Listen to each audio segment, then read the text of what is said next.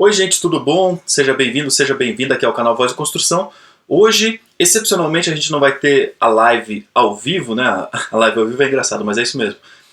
Então eu vou colocar hoje para você uma entrevista que eu fiz com um dos maiores mestres, um dos maiores produtores do mundo, produtores musicais do mundo, né? Pessoa que ganhou Grammy, que trabalhou com grandes nomes como os Tribalistas, a Elza Soares, a Omara Portuondo e tanta gente. Acho que são mais de 200 ou 300 discos que ele já produziu. E eu tive a grande honra, tenho a grande honra de trabalhar com ele, que é o meu grande mestre Alê Siqueira. Aí a gente vai falar um pouquinho sobre técnica vocal, sobre a carreira dele, como ele chegou até a produção de canção, né? Ou seja, ele trabalha quase o tempo todo como produtor de canção, trabalhando com cantores, com cantoras, nessa direção de trabalhar canção.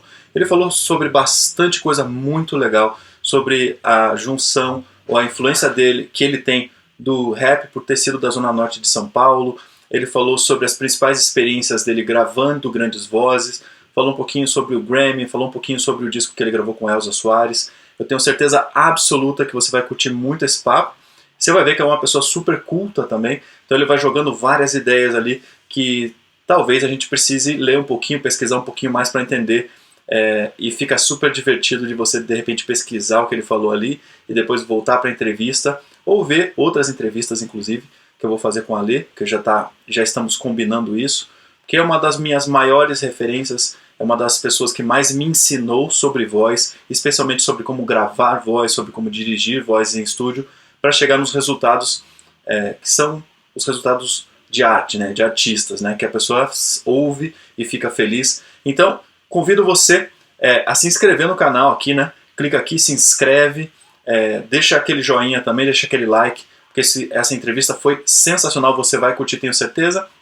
Ligue o sininho do canal e compartilhe nessa entrevista aqui com quem você acha legal. O Alê Siqueira, depois eu vou colocar na descrição do vídeo aqui também o contato para quem quiser, de repente, ou se estiver planejando trabalhar com um grande produtor de música. Lembrando que ele é produtor de música, né? Ele não é empresário, então o que ele faz é produção musical. Ele arranja o disco, ele escolhe os músicos para tocar e tudo mais. E esse conteúdo está lá na live do Tó Brandiglione explicando sobre o que o produtor faz. Se você tiver essa curiosidade, entra aqui, também vou deixar na descrição do vídeo. Tá? Então, vamos lá, muita atenção, pegue sua água aí porque a conversa é boa, vá colocando coisas aqui nas dúvidas nos comentários, que depois ou eu respondo, ou eu pergunto pro Alê, e depois eu coloco a resposta dele aqui no canal pra gente, tá bom? Super beijo, lembra, se inscreve aí, compartilha, chama mais gente aí, envia pra mais pessoas. Eu nem sei se vou deixar esse conteúdo aqui no ar, de tão legal que ele tá bom? Um beijão pra você, espero que você goste e vamos nessa. Vamos ler.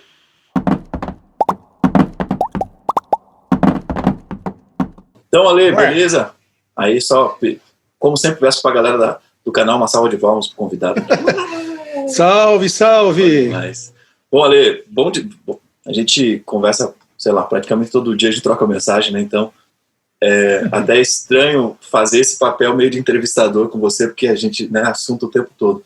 Mas de todo jeito, acho que vai ser muito legal você trazer sua experiência como um produtor, como um apaixonado da voz também pra galera, né? Pra ver dos dois lados, né? Tanto ver o quanto a relação emocional, a relação que a gente tem com voz é muito anterior às questões técnicas, né? A gente vai falar um pouquinho sobre as qualidades que um cantor ou uma cantora tem e tudo mais. E também os aspectos técnicos e da produção, por assim dizer. Mas antes, Ale, fala pra gente um pouquinho como é que você chegou, como é que você se tornou um apaixonado pela voz, pela canção, né? Já que você é um produtor, tem uma formação bem sólida, até que direcionaria para música mais instrumental, música até erudita, mais moderna, né? E aí você foi cair para a voz. Como é que isso aconteceu? Bom, primeiro, valeu o convite, Vagnão. Uma honra esse bate-papo, uma delícia. Eu gosto de conversar. Você sabe bem disso, então sempre conte comigo. E, bom, eu acho que a paixão pela voz vem primeiro pela descoberta da canção, que já veio da minha família, porque o meu avô era cantor, amador, né? Minha família, todo mundo é músico, mas músico amador. Então meu avô era cantor, violonista, tocava seresta, tango, samba canção, e eu convivi muito com isso. todas as minhas tias, a minha mãe, todas musicistas, a minha mãe era professora de piano, então, da parte do meu pai, né, família de retirantes nordestinos, vários tocavam viola caipira, viola sertaneja. Eu tive primos que gravaram discos de aboios, né, do sertão, assim. Então é uma formação meio eclética, mas sempre que tem a ver com a tal da palavra cantada, né, que fala o Caetano. Então eu fui me apaixonando pela palavra cantada. Meu pai é escritor, então tem um lado forte da palavra em si, né? E meu pai também canta bem, danado. Eu nem lembrava que seu pai era escritor. Nem lembrava que seu pai era escritor. Meu pai é escritor de livro didático, de livro de português, de inglês, de francês, então sempre teve essa coisa de, né, com as letras. A minha irmã é formada em letras, ela trabalha na Austrália dando aula de inglês, de português, então sempre teve essa onda com a palavra e né, no nosso caso, a palavra cantada, né? Então, era aquela história, domingão na casa do meu avô era música, né? No meu avô materno, no meu avô paterno, música. Foi sempre muita música. E eu fui descobrir a música instrumental meio que tardiamente. Eu fui fazer violão erudito, tardiamente. Eu fui fazer violão erudito com o Henrique Pinto, já na minha adolescência, e aí que eu tomei mais contato com a música erudita, assim, mais paixão, né? Eu já tinha contato. A minha mãe pianista sempre tocou em casa todo o repertório clássico, né? Sim. Então, tudo do Mozart, Beethoven, os românticos, Liszt, Chopin, enfim. Mas eu fui gostar mais da música instrumental um pouco mais tardio, né? E comecei a tocar violão e canção aos 7 anos. Meus avós me deram um violão aos 7 anos de idade. Aí eu comecei a estudar com uma professora de bairro. Eu sou criado no Jaçanã, na periferia de São Paulo, e tinha uma professora de bairro lá no Jaçanã, e eu comecei a estudar canção também. Então, nessas eu fui sempre me apaixonando pelo instrumento que eu acho, né, eu vivo falando isso, você sabe disso, o instrumento mais lindo que tem é a voz humana, né? Então, o luthier lá em cima caprichou no instrumento. Eu acho o instrumento mais perfeito que tem, com o bônus que nenhum outro tem, que é esse bônus dos significados, dos sentidos, sim, das polissemias todas da palavra. Né? Então, o instrumental não dá conta da palavra, enfim. Então tem esse plus, né, vamos dizer, a canção, além das melodias, enfim, a gente tem a possibilidade de mais uma compreensão, enfim, mais um veículo também para explorar artisticamente, que é a palavra, né? E aí, Ale, para mais, complementando isso que você falou, por exemplo, da sua mãe tocar o repertório clássico e ter essas multi-influências todas aí que você foi falando, né? O pessoal cantando, a influência da música nordestina também, né, e tal, da sua família. Tem uma coisa que eu insisto bastante, falo bastante para quem estuda canto, para quem está interessado em melhorar bastante, e até ter uma carreira e tudo mais, eventualmente, né, ter uma carreira, é que é quase uma obrigação da gente, pensando como musicistas, né, ouvir muita música, né, mergulhar um pouquinho, não só música, também arte, né, quanto mais a gente lê, quanto mais a gente vê filmes, quanto mais a gente vê as questões todas de imagem, né, da configuração, porque isso vai transformar a pessoa num artista, numa artista mais completo, né, que sabe melhor o que está buscando, sabe melhor, não no sentido mercadológico apenas, né, no sentido de buscar a essência, né, do que se apaixona, do que faz mover a vida da pessoa, né. E aí, para você, isso se transformou num viés de produção. E aí, qual foi pensando um pouquinho nisso, porque teve uma coisa que alguém me falou esses dias que me marcou muito, né, que a pessoa fala assim, essas melodias bonitas, né, vem do Schumann, né, essas melodias, né, que você também teve... dos Lieder, né, que é Lied no plural em alemão, né, as cançonetas. Bom, e tem canção em todas as culturas, né? Sim. Do griot ancestral africano. Sim. Né? O que a gente chama da tal da música erudita, que na verdade é a música do século XVIII, né? Sim. Então, é como se reduzisse, a gente tem esse pensamento ocidental assim, que tudo vira ao século XVIII, né? Mas, enfim, a gente tem melodias e letras em todas as culturas, né? Nos ragas indianos, enfim, nas músicas todas pentatônicas da Ásia. Né? Sim. Aí depois as pentatônicas do Xingu, do nosso Xingu. Sim. Muito bom. Não, e aí um dia a gente vai ter que falar desses 5 aí, né, que você gosta, né? Das pentatônicas, de toda a questão dos 5. Né? E aí, Ale, qual foi o primeiro disco que você gravou? Eu tava perguntando, e aí faltou um pouquinho desse caminho, né? Na verdade, deixa eu voltar atrás. Que aí você foi fazer faculdade, né? Eu lembro disso, que você sempre conta, e aí vocês meio que caiu para trabalhar com os cancionistas, né, lá em São Paulo, né? Como é que foi isso mesmo? Então, eu fui fazer composição e regência na Unesp, e aí quando eu entrei na composição e regência, eu já trabalhava como produtor. Eu comecei em estúdio com 13 anos de idade, fazendo coisinhas simples assim, mas já estava no métier de estúdio. Então, quando eu fui fazer composição e regência, coincidentemente, o Flô Menezes estava montando um laboratório. Ele tinha acabado de chegar de Colônia, ele morou anos na Alemanha Oriental, e tinha acabado de chegar de Colônia e estava montando um laboratório de música eletroacústica em convênio com a Faculdade de Santa Marcelina. Eu era aluno da Unesp e tinha esse convênio do laboratório de eletroacústica, chamado Panaroma, o laboratório do Flô, e eles estavam montando esse estúdio bem na época em que eu cheguei, e aí o Flô, sabendo que eu trabalhava já com o estúdio, pediu para que me contratassem para ser técnico, né, assistente dele no ateliê de composição eletroacústica da universidade. E aí, durante um tempo, eu mergulhei mesmo nesse universo da música erudita da ultra-vanguarda, cheguei a conhecer pessoalmente o Boulez por conta do Flô, uma galera, sei lá, Robert Piankowski, uns teóricos assim e tal, e produzindo muito, exclusivamente a música erudita de ultra-vanguarda, inclusive também com composição verbal, né? Então não era só instrumental, você tem todo um repertório aí que trabalha, né, do Alge Bentagen, lá do Stockhausen, por exemplo, né, que imita com a sua voz o som, a batida do seu coração, sei lá, tem uma viagem do corpo, assim, né, no dos 7 dias do Stockhausen, ao Cântico dos Adolescentes, né, o Gesang der Jungling. Então, assim, você tem a sequência para a voz do Bério, você tem muita coisa de voz, né, assim, né, dessa galera, sabe, né, com a Cat Berberian e coisa e tal. Mas aí eu fui conhecendo, nessa época, o Arnaldo Antunes, o Tom Zé, o José Miguel Wisnik, o Luiz Tati, o Paulo Tati, né, o selo Palavra Cantada, com a Sandra Pérez, de música infantil.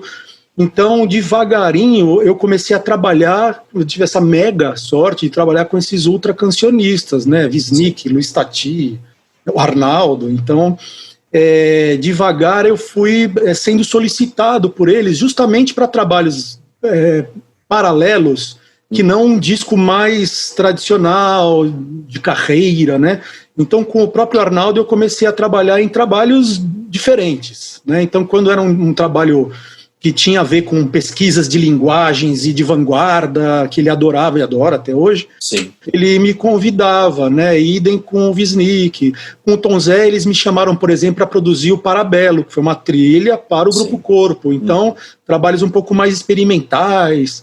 E aí, devagarinho, fui voltando para, né, da onde eu vim, que era da música popular e da canção, depois dessa janela aí da época que eu fiz composição regência, e que realmente eu mergulhei bastante na música de vanguarda, né, e aí, sei lá, o Wisnik começou a me chamar para fazer os discos dele, o Arnaldo também, produzi um disco do Tom Zé também, que é os Jogos de Armar. Então, porque também sempre foram compositores meio nessa fronteira da vanguarda, né, é difícil às vezes você separar o que é essa vanguarda, né, eu costumo dizer que todas essas pesquisas de linguagens, né, e organizações dos tais materiais sonoros, acho bonito esse termo, né, assim, de organizar materiais sonoros. Então, às vezes a gente fazia coisas muito diferentes, né, e coincidentemente muitas coisas com a voz. Isso também é engraçado repensar, porque talvez o primeiro trabalho que eu produzi do Arnaldo, pensando agora, que assim, nunca tinha me caído essa ficha, foi um CD que vai encartado num livro dele chamado Dois ou Mais Corpos, só com experimentos vocais do Arnaldo. Olha que coincidência, assim, eu não tinha nem pensado nisso. Foi a primeira vez que ele me chamou, um trabalho super experimental, ele sozinho, né, eu gravando, produzindo com ele, só eu e ele no estúdio dele. Ele tinha um estúdio, né, na Zona Oeste de São Paulo, que ele nem tem mais, e isso era o quê? 1996, 97, sei lá, faz uma cara. Então era um trabalho de voz, coincidentemente, né, mas super experimental. Quem tiver a oportunidade de procurar, É um livro interessantíssimo de poemas do Arnaldo, e aí ele escolheu uns 10, 11, não lembro mais, e a gente fez pequenas composições verbais, né, usando um jargão da música erudita de vanguarda, né? Sim. A Sprachkomposition, né? E aí quem está vendo a entrevista, eu vou colocar na descrição do vídeo, vou procurar, vou colocar o linkzinho para você ouvir essa referência aí, tá? Que o Ale tá dando do Arnaldão. E aí, Ale, jogando para frente, depois a gente volta para trás. Eu lembro também quando a gente trabalhou lá na cerimônia de encerramento, né, das Olimpíadas, que você lembra que você, acho que foi você que propôs o lance com a palavra saudade, né, que aí a gente foi tentando traduzir nos não sei quantos idiomas para gerar aquele sensação, aquele efeito no Maracanã, né? Você lembra disso? De onde surgiu aquela ideia? Infelizmente essa ideia não é minha, eu acho ela brilhante. Foi de alguns dos meus diretores, porque eu tinha diretores acima de mim, pelo menos uma meia dúzia, né? Eu fiz a direção musical. Sim. E como diretor musical, eu contribuí um pouquinho para algumas coisas mais estruturais da cerimônia, mas muitas coisas vinham até mim, e, né, a ideia estruturante, a ideia basilar ali, fundamental, desses outros diretores, e aí eu tentava ilustrar musicalmente, né? Agora, é porque a palavra saudade não tem muita tradução em algumas línguas, e alguém teve esse insight, porque é uma palavra muito brasileira, né? Quer dizer, portuguesa, né? Lusófona, mas para além da lusofonia, assim, brasileiro tem muito a ver com a saudade, né? Oh. Desde a saudade que vem da diáspora, né, que vem lá do Benin, antigo Daomé, aquela saudade assim, daquele portão que tem no Daomé, que assim, que você vai e não volta mais, né? Sim. Aquilo é fortíssimo, né? Então uma saudade, né, de séculos, desde a época, né, enfim, é a saudade dos africanos do Daomé, e agora, sei lá, de todos os brasileiros que estão aí andando pelo mundo, haja vista a pessoa que vos fala, que está em Portugal morrendo de saudade da família, dos amigos. Então parece que o brasileiro é saudade pura, né? E quanto que a gente já não cantou saudade, né, nas nossas canções, e da parte ibérica, quanto de saudade dos lusitanos na época das expedições ultramarinas, né? Enfim, na época do descobrimento, da galera embarcar nas naus e sem saber se voltava, e muitos realmente, enfim, nunca mais se viram. Então, saudade faz parte da cultura, não existe cultura brasileira sem saudade, né? Ah, com certeza. Então, mas então, aí a gente foi gravando várias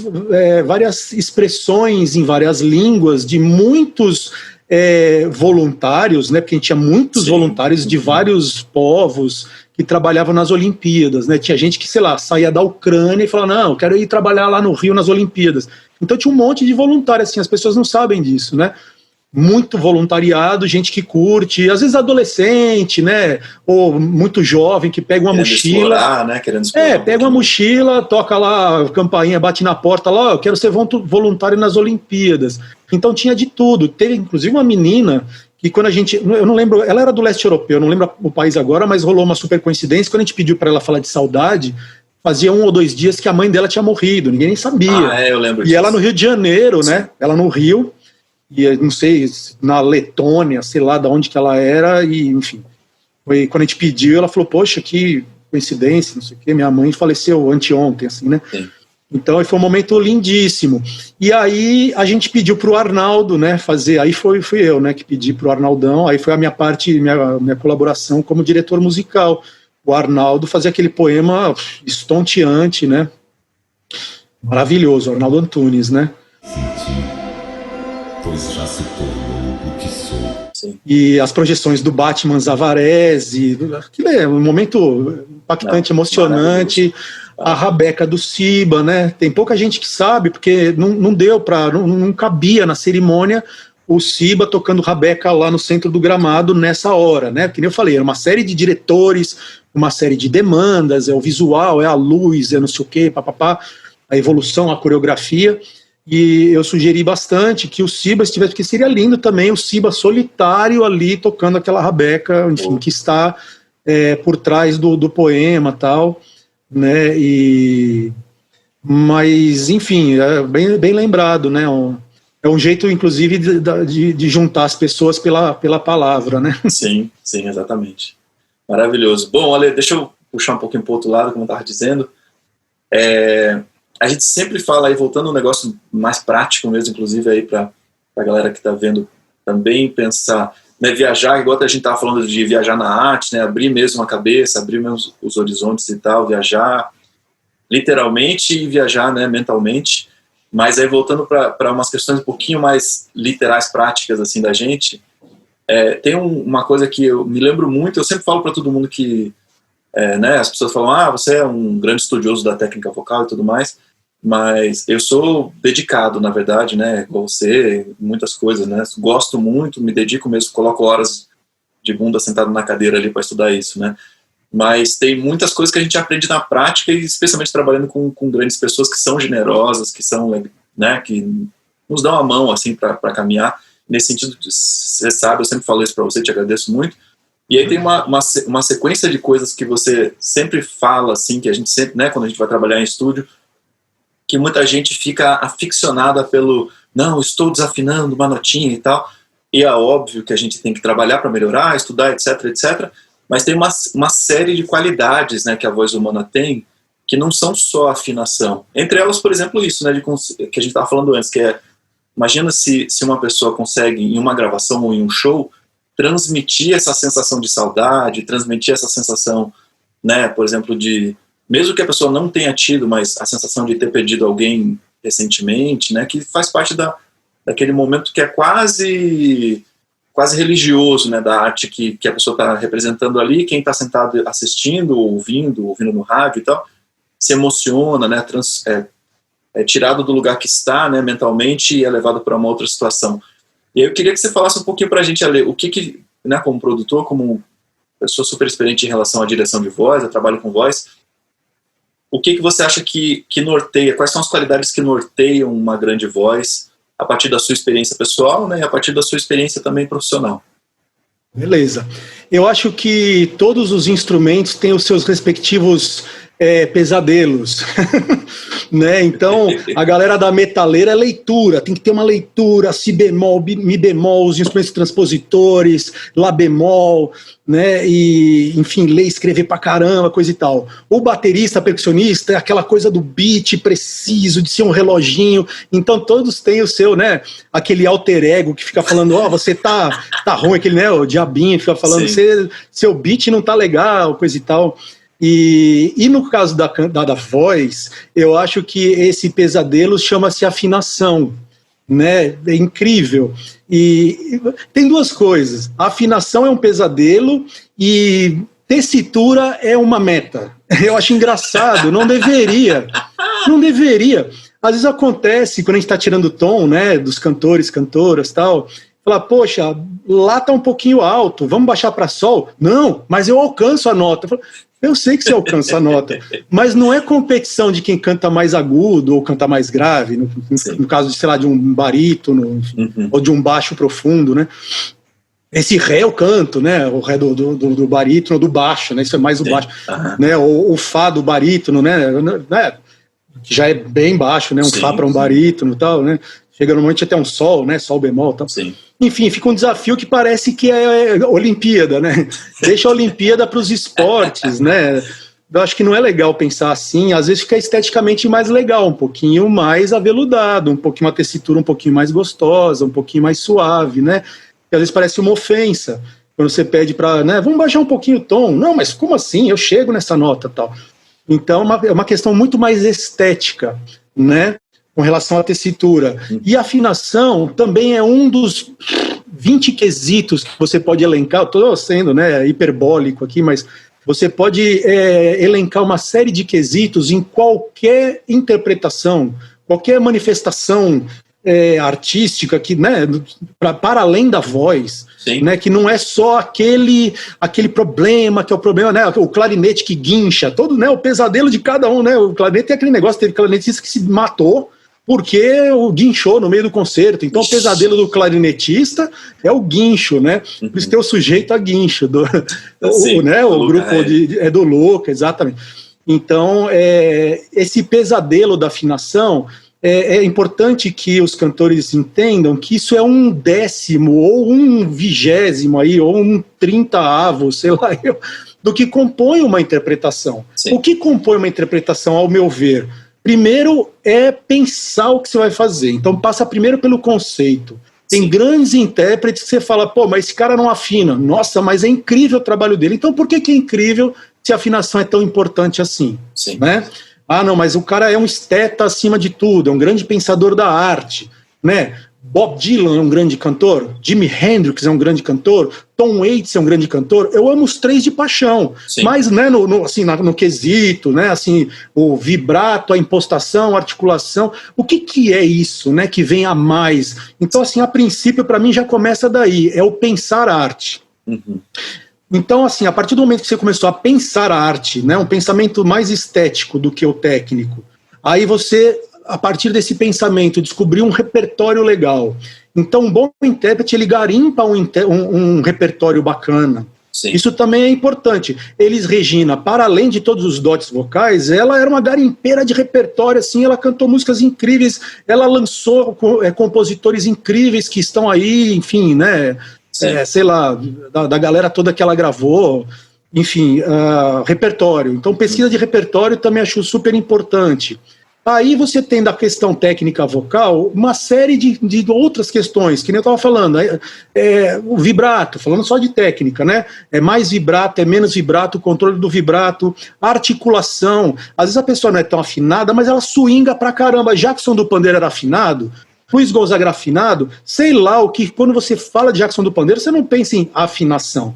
Você pensa, o cara foi o cara mais swingueiro do Brasil. Opa. Luiz Gonzaga, quando você me fala do Gonzagão, eu não penso afinação, talvez fosse afinadíssimo, o que me vem na cabeça, assim, que o cara era um mega swingueiro do Baião, entendeu? Sim. Né, então, e o Jackson do coco, aquela coisa meio de coco e tal. Então são outros quesitos. Então o cara era muito da articulação, do swing, da divisão. Isso é um quesito muito importante também, né? Sim. E aí estamos falando só de coisas técnicas e coisas que transcendem a técnica, né? Coisas que a gente não sabe nem de onde vem, né? Toda vez que eu tive o prazer de gravar com a Elza Soares, não tem negócio de, sabe? Era assim, ela abre a boca, a gente chora, cara. Não tem negócio, afinação, não sei o que. Ela é perfeita em tudo, tecnicamente, mas transcende. O Mara Portuondo, ela canta lindo, tudo, a impostação, a articulação, o vibrato, a afinação, mas transcende. Sim. Também, né? Inclusive eu tive o prazer, assim, uma coisa emocionante demais, assim, um dia de gravar com a Mara e ela própria se emocionar e ficar com a voz embargada, e foi uma coisa que não tem quesito técnico que suplante isso, fala, não, mas aquela corda semicolcheia do segundo tempo tá baixa, a afinação, o vibrato, então, Omara Portuondo, Elza Soares, agora eu tô tendo o prazer de fazer o disco novo da Laide Costa, as primeiras vozes guias que vieram eu não consigo ouvir de emoção, maluco, é um negócio surreal, eu até brinquei com o Wisnik, eu tô fazendo com o Wisnik, né, falo, Zé, tá difícil de eu dar uma opinião neutra, técnica, porque ao ouvir você se emociona, mas é aquele não é aquele emotivo, aquele emocional meio boboca, sabe? Não é dramalhão. É uma parada que vem assim, que emociona, sem forçar, sem virar uma coisa emotiva exagerada, né? Sim. É lindo quando isso rola, né? Que vem com uma verdade que não é também aquela carga dramática do sentimentalismo, não é uma coisa sentimentalista, mas sim, cala fundo, é muito doido isso, né? Às vezes acho que é uma dádiva de algumas cantoras, sei lá, ou cantores, né? Também, enfim. E né, como a gente trabalhou juntos já em alguns trabalhos, né? A gente já se viu chorando copiosamente, assim. Eu sou a famosa nota da cebola, né? Um cabo-verdiano que gravou comigo, gênio, multi-instrumentista, o Kim Alves, gênio, assim. E o Kim falava, a nota da cebola. Que nota da cebola, Kim? É a que faz chorar. Muito bom, né? Então, assim, é bom quando vem a nota da cebola. E aí, Ale, olha que loucura, né? Porque você vê também como, enfim, por trabalhar juntos, talvez, ou, enfim, essas coisas que vão acontecendo, né? Na conversa que eu tive com o Thó, né, com o Thó Brandiglione, e a gente, né, trabalhou juntos também alguns trabalhos, eu, você e ele, e separadamente aí as duplas, ele enfatizou muito também que ele como produtor, ele como um grande músico, também grande cantor e tudo mais, ele sempre está pensando na comunicação em primeiro plano, né? Ou seja, é isso que você está colocando de um outro jeito, né? Que é quando você comunica bem, quando você entrega bem a emoção, o texto, às vezes, inclusive, a emoção é não emoção, né? Pode ser o objetivo. Sim, claro. Exatamente. Né? Quando você comunica aquilo, segundo, nas palavras dele, assim, ele fica feliz como produtor, né? E eu já te vi dando declarações parecidas. Faz sentido ou não? Total. Não, um cara, por exemplo, que muitas vezes não usa o recurso da metáfora e da figura de linguagem com certo lirismo e que para mim assim é ultra impactante, eu sempre fico muito emocionado com essa não emoção, é o Arnaldo. O Arnaldo ele é muito mais das metonímias do que é difícil ele vir com uma figura metafórica de linguagem nas composições dele, né? Sei lá, música para ouvir, música para o trabalho, às vezes tem aquela coisa de list song, né? Que o Cole Porter tinha muito com Gershwin, coisa e tal, aquela coisa do list song do Façamos, por exemplo, né? Sim. O Arnaldo, às vezes, ele usa esse recurso de linguagem e sem lançar mão de metáforas, mas muitas vezes cala mais fundo até do que quando vem com expressões mais metafóricas, né? Sim. E o Thó, eu tive o prazer de produzir um disco do Thó e um disco do 5 a Seco, a banda do Thó. O Thó é um excelente exemplo. O Thó, às vezes, ele me manda a voz guia de música dele que eu vou gravar com outras pessoas, que eu falo, Thó, essa guia, meu Deus, cara, que guia é essa? Porque já vem assim, vá, e é só uma guia que ele gravou ali, mas já vem com, né, com essa... esse talento, isso é um dom, né? Já vem, ele sabe disso, que a gente brinca e fala, bicho, dá vontade de já lançar assim com a sua guia, vambora já fazer com você, coisa e tal, né? Que já vem com isso, com uma naturalidade, que é esse dom mesmo, sei lá, né? E é um cara que domina tecnicamente, mas está além da técnica. Sim. Não, e aí que a gente volta de novo lá pro ponto inicial que eu sempre falo, né, olha, que é, na minha opinião, eu, Wagner, né, a técnica tem que servir à expressão e não o contrário, né, que é, né, quando eu estou buscando alguma coisa, inclusive, né, trabalhando com você, quando você fala assim, queria um pouco mais disso, de repente, ou um pouco mais daquilo, coisas mais técnicas mesmo, né, eu sempre estou pensando, fazendo um elástico, assim, né, entre o seu pensamento e o do artista, ou da artista, pensando, tá, como é que eu vou gerar essa qualidade e que isso signifique para o artista alguma coisa que o toque, né, ou que a toque, né, que transforme aquilo realmente numa coisa que ela fala assim, isso significa alguma coisa realmente para mim, né, que para mim, assim, é a conta mais difícil, assim, é o que eu sempre, né, quando eu recebo uma instrução sua ou de qualquer outro produtor, né, do Thó, ou enfim, qualquer outra pessoa, um produtor ou uma produtora com quem eu estou trabalhando no momento, eu fico pensando, mas espera aí, eu tenho que transformar isso em uma coisa que não seja só tecnicista, né? Senão fica técnica pela técnica e aí, na minha opinião, fica meio chato. Minha opinião. Eu tive o prazer de ter aula com Edson Zampronha, que foi um grande professor na Unesp, que ele falava, lá nos anos 90, eu, aluno da Unesp, falava, a técnica sempre tem que servir à estética, não a estética virar escrava da técnica. Ele falava isso nas aulas, até numa época pré-plugin, Sim. Porque hoje em dia você tem esse perigo muito iminente, né? A armadilha do preset do plugin e você virar escravo de uma tecnologia, porque as tecnologias elas têm que servir. Às vezes tem tecnologia, isso é uma coisa que ele falava também, às vezes tem tecnologias que surgem para suprir uma necessidade estética. Isso é muito legal. Então eu tenho uma necessidade estética, eu não tenho uma ferramenta, então eu vou desenvolver essa ferramenta. Ou se existe uma ferramenta, de você usar ela a seu favor para servir esteticamente. Sim. Porque o perigo da gente virar escravo e cair no clichê das tecnologias é muito grande. E o Tom Zé também falava isso nos anos 90. Como é que ele falava? Era uma coisa parecida, mas do tipo, que a gente não podia, a gente tinha que tomar muito cuidado de não ser escravo do 4x4, aquela algema da quadratura, do computador, e não sei o quê, do quantize, do grid.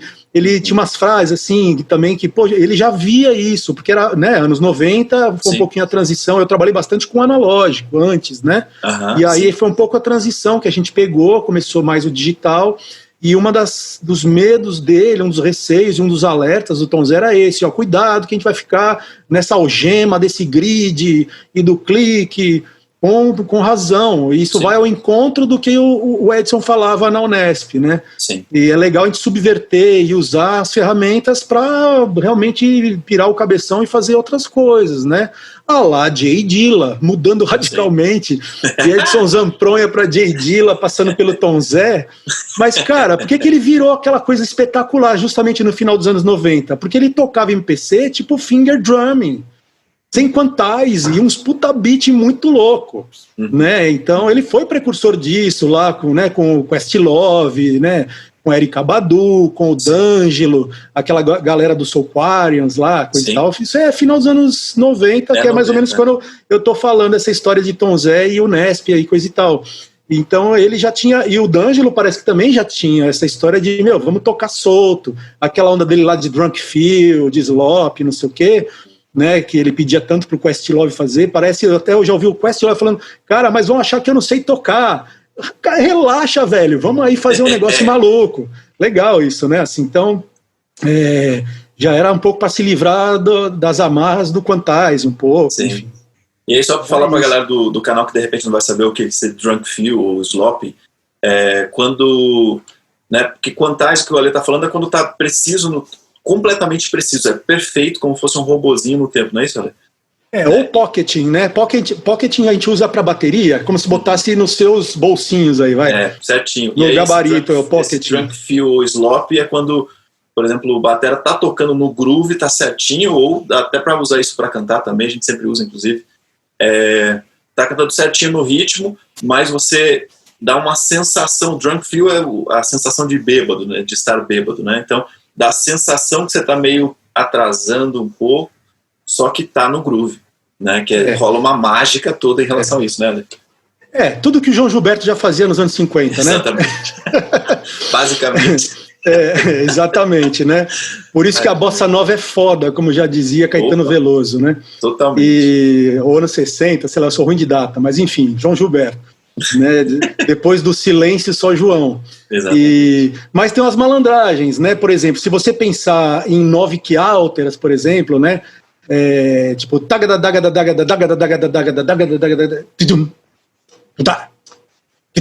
aí parece que o cara tá doidão, assim, mas ele tá pensando em nonina. Sim, né? sim. Então tem umas malandragenzinhas. Às vezes você tocar ou dar um beat um pouquinho ahead, dar um beat pra galera assim, que tá no tempo, você puxa um pouquinho. Então não é também tão bêbado assim, é bêbado com consciência. Sim. Tem uma coisa, tem umas malandragens aí da galera, né? E o Dilla era danado fazer isso. É só ouvir as coisas dele aí, nossa, eu sou muito fã, né? Sim, sim. Massa demais. E aí, Ale, lógico, tem que perguntar um pouquinho. Você falou da Elza, né? Que o que você gravou com a Elza foi o do Cox até o Pescoço, né? Isso, Sim, que foi um disco. Isso começo dos anos 2000, faz uns 20 anos esse disco, mais ou menos. Não, que é um disco que foi muito importante para a carreira da Elza, para a história da Elza e tudo mais, né? Porque, enfim, várias coisas, inclusive mais inserção do hip hop na música popular brasileira, na MPB zona, assim, né, que a galera fala, né? E aí, por que veio essa ideia, inclusive no disco da Elza, dessa junção toda aí? Mano, eu sou nascido e criado no Jaçanã. Peguei toda a minha infância e adolescência ouvindo samba rock, tipo Noriel Vilela, tá ligado? Assim, né? 16 toneladas. Sim. Eu fazia baile de samba rock na minha casa, lá no Jaçanã, enfim, perto da Vila Sapo. Eu sou daquela região ali, Parque Vitória e tal, né? Pertinho da Vila Ed, Edu Chaves, daquela região. Sim.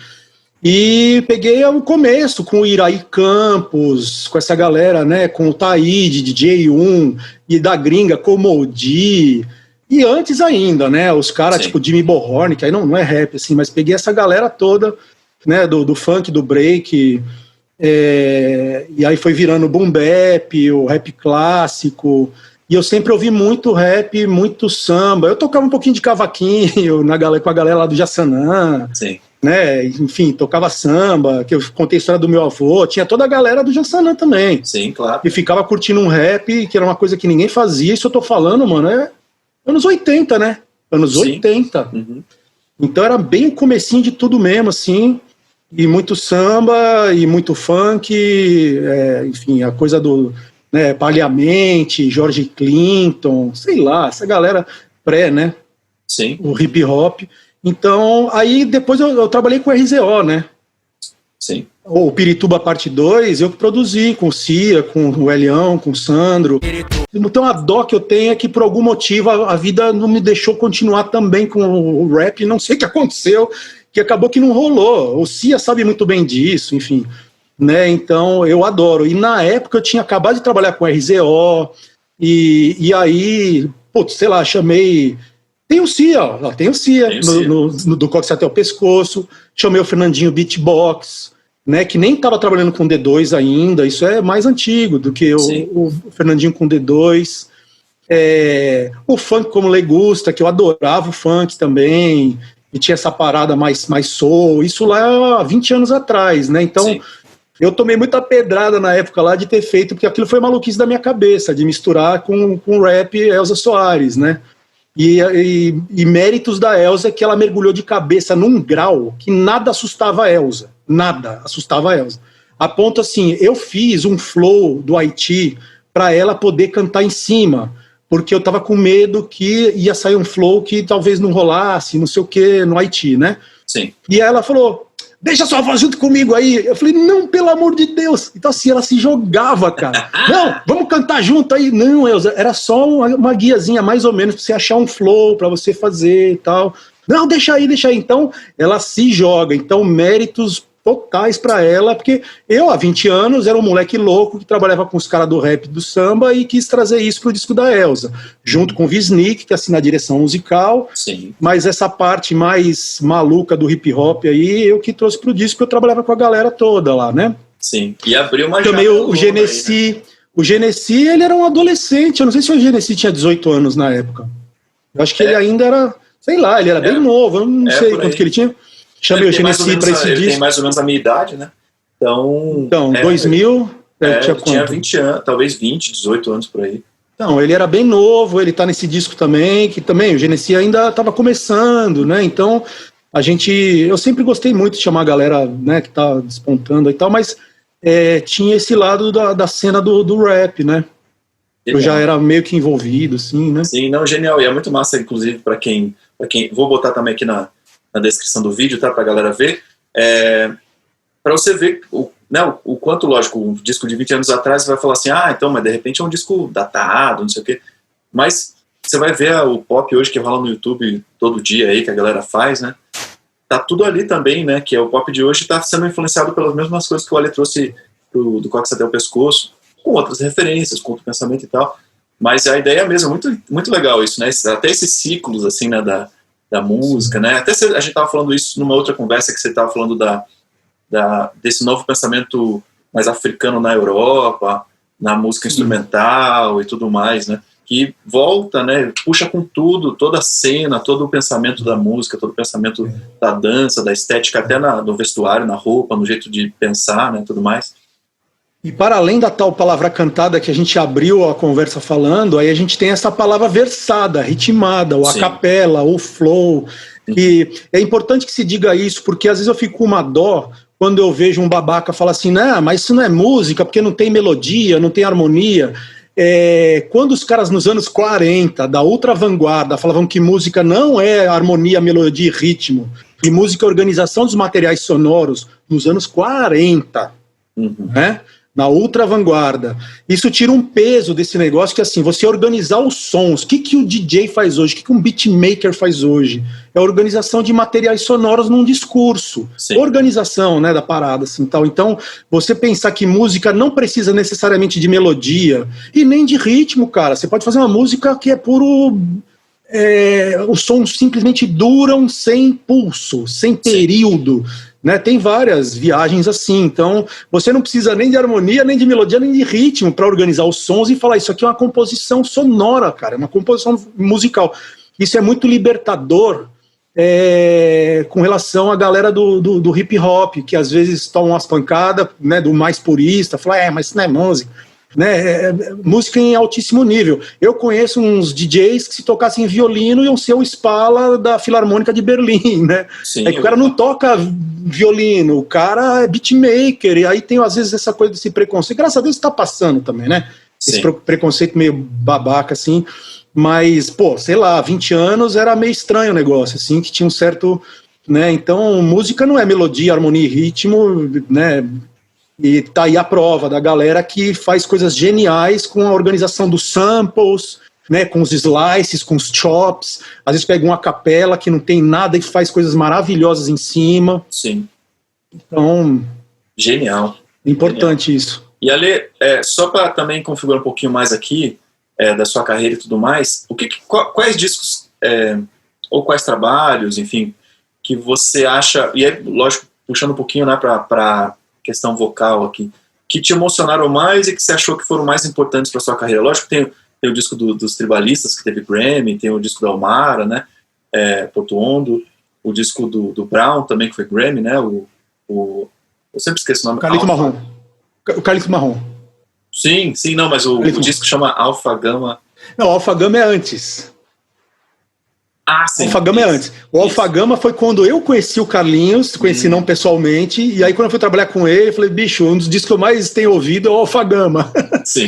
Porque o Alfa Gama acho que é anos 90, que foi quando eu conheci o trabalho do Carlinhos, e eu fui trabalhar com ele nos anos 2000, eu fui produzir o Paradeiro com o Arnaldo Tunes, e aí cheguei falando, pô, Carlinhos, sou muito seu fã, velho, porque o que eu ouço do Alfa Gama Betizado, e aí depois do Paradeiro, a gente fez o Calito Marrom pela BMG Espanha, né? Sim. É um disco com uma mistura de música latina, coisa e tal. E o Calito Marrom. Então, Ale, quais que você colocaria assim como importantes, emocionalmente falando? Emocionalmente falando, não, sempre tem algum, e não precisa ser... Difícil, maluco, difícil demais. Não é ficar em cima do muro, não. É porque assim, é que eu vou ser muito injusto, porque eu sou tão sortudo de ser chamado por tanta gente legal, eu produzi 2 discos da Almara Porto Hondo. Só isso o cara pode se aposentar, né? Só não dá pra eu me aposentar porque eu não ganhei, assim, aquela grana pra me aposentar. Mas, assim, o caso do cara para e fala, nossa, não preciso mais trabalhar na vida porque eu consegui produzir 2 discos da Almara Porto Hondo. Um eu coproduzi com o Nick Gold, que é dono da World Circuit, né? Sim, do Buena Vista Social Club. E outro eu coproduzi com o Swami Júnior e foi esse que ganhou o Grammy. Foi o primeiro Grammy da vida da Almara. Foi bonito isso também. Sim. Muito simbólico, muito forte. Uma cubana ganhando o Grammy. Na época ela já era uma senhora, não sei quantos anos ela tinha, mas ela já deve ter, sei lá, uns 80 anos. E foi o primeiro Grammy dela. A gente chamou o Jorge Drexler para participar do disco. Sim. O Chico Buarque, o Avishai Cohen, o Trilok Gurtu. É uma galera pesada, assim, né? Richard Bonar. Então, eu vou ser injusto se eu não citar todo mundo, né? O Chucho Valdez no piano, Robertico Fonseca. E o Swami coproduzindo e tocando 7 cordas e tal. Mas assim, Almara é um sonho. Elza Soares é um sonho. Você falou Marisa, sei lá, cara, sei lá, todos os discos do Wisnik. O Wisnik é um grande mestre na minha vida. Eu tô fazendo um disco novo dele agora, né? E cada música é uma aula, né? Acho que o maior mestre que eu já tive é o Zé. Né, porque a cada música que a gente trabalha, eu tô aprendendo ali, falo, puta, eu não sei nada mesmo, né? Sim. Né, para quem não sabe, ele é autor do Sonho Sentido, leitura obrigatória, e também eu li na minha adolescência, e aí, sei lá, uma década depois, eu fui trabalhar com o Zé, mesma situação, nossa, Zé, o Sonho Sentido mudou minha vida e mudou mesmo, sabe?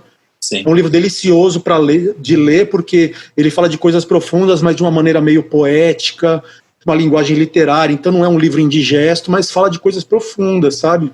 Sim. Recomendo fortemente.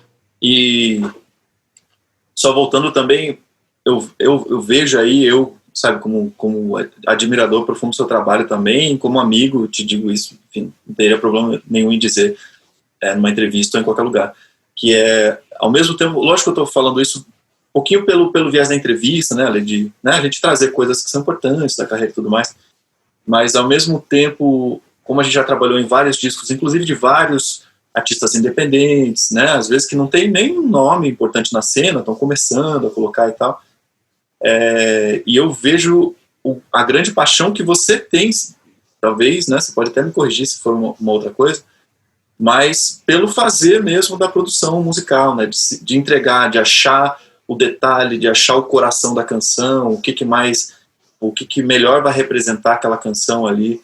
Eu vejo isso sempre, né, sempre, se vocês vissem os áudios que o Ale me manda explicando, eu falo assim, não, mas eu queria isso aqui, é um áudio de 10 minutos, assim, com o mínimo detalhe, e de jeito nenhum isso para mim, imagine que para mim isso não é nenhum trabalho, não é nenhum fardo, né? É bem o contrário disso, que é cada disco que eu faço com a Ale, eu aprendo uma vida nova, assim, tinha que ter mais uma vida para poder entender.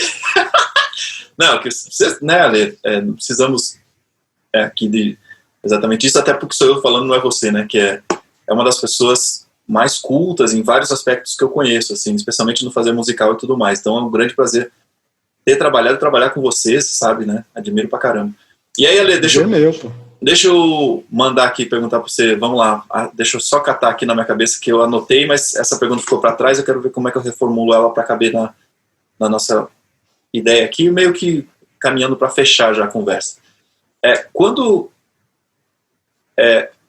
a gente tá pensando, por exemplo, você vai gravar um disco, alguém, né, que tá assistindo a entrevista aqui, tá pensando, eu vou gravar um disco, você falou um pouquinho para trás sobre a conceituação, como é que você vai achar, né, a ideia principal do disco e tudo mais, porque as pessoas geralmente, isso é muito louco, inclusive, porque eu falo para as pessoas assim, tá, mas você quer esse disco, você quer uma voz, quer que eu prepare sua voz para o disco e tal, mas quais são as referências, né, o que você está buscando, para que você está olhando, o que é, se você olhar, se você ouvir, você vai se apaixonar vindo da sua voz e tudo mais.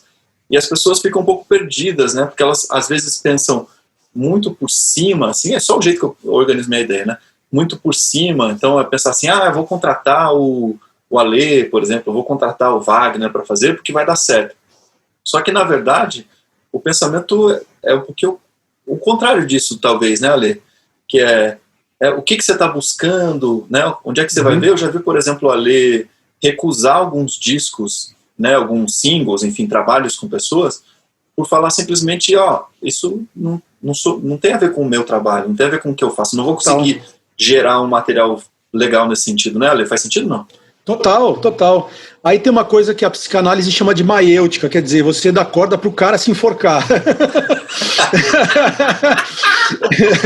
Que é o seguinte, a pessoa, é brincadeira, né? Mas assim, a pessoa vai se descobrindo e vai despertando e vai refletindo, é aquela coisa meio do psicanalista, né? Que às vezes você só vai dando corda mesmo, né? E um jeito bacana é você fazer uma playlist hoje em dia no Spotify, antigamente não tinha Spotify, né? Mas você fazer uma playlist de coisas que você gosta, porque a própria pessoa vai se descobrindo. O processo da maiêutica é esse, né? Que a pessoa se autocura, né? Então assim, a pessoa vai se autodescobrindo, vai ouvindo coisas falando, essa música acho que tem a ver, talvez eu queira fazer um disco mais pra cá, mais pra lá. Então, a primeira coisa que eu falo, bicho, vamos abrir uma playlist aqui de Spotify, despeja música, que eu também adoro ouvir música, então a parte mais gostosa do processo é ficar ouvindo música, tanto repertório, quanto música que não é repertório, mas é conceito, né? Então, para não ficar uma coisa tão teórica, às vezes é legal jogar músicas, às vezes não é nada, falar, eu nem sei porquê, mas essa música aqui me agrada. Aí a gente vai tentando ler o que pode estar inconsciente no artista, sabe? Se é um jeito de cantar, ou se é um arranjo, ou se é um tipo de canção, um tipo de gênero musical. Então, eu digo isso porque, assim, eu costumo não ter uma mão pesada, você sabe disso, de ser um produtor autoral. Sim. Então, não dá muito certo comigo isso, assim, joga na mão do Ale, que aí ele resolve a parada. Eu não gosto disso. A gente estava falando da Omara Portuondo agora há pouco. Sim. A vez que ela mais participou de um disco dela, em opiniões, em repertório, em escolha de músicos e de ficar no estúdio, foi no disco dela que ganhou o Grammy. porque a Mara nunca participou dos discos dela, ela tinha meio que um trauma disso, porque ela não gostava de estúdio, ela chegava no estúdio, colocava a voz e ia embora. E tchau, né? Mas, ô Mara, isso no primeiro disco em 2003, 2002, 2003. Ô Mara, vamos ouvir aqui como é que foi? Não quero me ouvir, não gosto de me ouvir. Aí eu achei isso bem estranho, assim, no primeiro disco que a gente fez lá com o Nick Gold, né, com o inglês. Quando foi no segundo disco, foi em 2007, antes de fazer o disco, já sabendo como era o processo dela, eu fiz todo um trabalho com ela, dela se soltar, dela curtir, do disco ser dela. Ô Mara, vamos escolher o repertório junto? Aí rolava aquelas meio tipo, mas eu posso escolher junto? Porque sempre mandaram, sabe? Sim, enfim, sempre, não, abre a boca e canta, né, então... mas eu posso? Claro. Ela, olha, meu filho compôs uma música só na vida, o filho dela é instrutor de mergulho, né? Sério, posso trazer a música do Ariel? Eu falei, claro, pronto, vamos gravar a música do Ariel. Gravamos a única música que o Ariel compôs na vida, ela e Tchutchu Valdez, assim. Então. A minha netinha Rocio, ela gosta de cantarolar, vamos abrir o disco com a Rocio. Daqui a pouco ela não saía de dentro do estúdio, parecia uma criança, porque nunca deixaram ela fazer isso. Esse que é o processo que eu falo, quase psicanalítico, assim, sei lá, sabe, de se libertar um pouco. Então ela foi percebendo que podia ser aprazível, podia ser agradável, podia ser gostoso, e paradoxalmente, ou não, foi o disco que ela ganhou o Grammy, é um disco que ela se reconhece, que ela curte, que ela curtiu fazer, sem trauma. Você fica aquela coisa da crooner, que o arranjador fazia o arranjo com orquestra, fazia a voz guia, que não era ela, juro por Deus. Imitava ela chegava no estúdio para cantar e ir embora. Tchau. Que era o jeito que fazia, né? Produtão. Então, é um bom exemplo, né? Para dizer, né? Não, isso é muito louco, até para a gente refletir, para todo mundo refletir, eu, inclusive. É engraçado isso, né, Ale? Ainda tem gente que quer comprar uma fama, né? Ou seja, a pessoa fala assim, eu vou comprar o nome do Ale para estar no meu disco, ou qualquer outro produtor e tal. E é isso que o Ale estava falando do produtor autoral, por exemplo, se você tem alguns produtores assim, não tem problema nenhum com esse tipo de trabalho, é um perfil, né? Claro. É um perfil do produtor, um jeito que o produtor trabalha, né? Que você vai contratar ele porque você fala assim, eu quero o som da Motown, por exemplo, o som do Michael Jackson. Então, você vai buscar, fala assim, quem faz esse som é aquele cara em Los Angeles, não sei o que e tal. Aí você pega o avião, vai lá, contrata o cara e faz, e vai sair daquele jeito. E você vai ter como artista, vai ter pouca interferência no processo. E aí, enfim, tem toda uma cara legal também. Só que o que o Ale está apontando aqui é que o Ale gosta de trabalhar, eu, talvez influenciado por ele, talvez não, enfim, talvez por desejo próprio, penso a mesma coisa no viés da voz, né?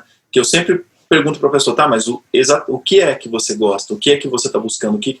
Isso vai formando uma coisa que, em geral, né, Ale, quando acaba um processo desse, é um processo um pouquinho mais custoso, no sentido de leva mais tempo, né? Tem mais discussão, tem mais conversa, tem mais aprofundamento, mas geralmente quando acaba a pessoa fala assim, nossa, né, tá aí, me vejo aí, igual você falou da Omara Portuondo, isso serve para qualquer pessoa, não tem a ver exatamente com a Omara Portuondo, né? O caso que o Ale trouxe tem a ver porque ela trabalhou uma carreira, né, uma vida toda de uma outra forma, e de repente apareceu esse processo que revelou um gosto, um prazer, que inclusive maravilhoso, né? Porque já com uns 70 para 80 anos a pessoa conseguia achar esse prazer de novo na canção, na música, né? Mas tem artista que seja do começo, né? Claro. E tem artista que fica aflito, porque ele tá na corda bamba sem rede de proteção, entendeu? E isso é muito legal, porque eu acho que disco legal é disco que te edifica. Sim. Tanto quem escuta quanto quem faz. Então, se a gente sai transformado do disco, eu saio transformado pelos músicos, pelas canções e pela intérprete, ou pelo intérprete homem, né? Enfim, se eu consigo sair transformado, se eu consigo crescer, se o artista consegue crescer, né, e agora, não sei, o que eu faço? Socorro! Né? Então, e sem sair fortalecido, o artista, eu e o público consegue tirar o proveito de alguma coisa daquele trabalho que também edifique o ouvinte. Sim. Eu acho que o mais legal é isso, né? Perfeito. É que edifique todo mundo um pouquinho, porque senão fica um negócio meio de isopor, né? Assim, meio vazio, total. Assim, né? Tipo... Total. E aí, sempre lembrando, né? Não tem problema nenhum também nesse sentido. Não é só um Claro, exatamente.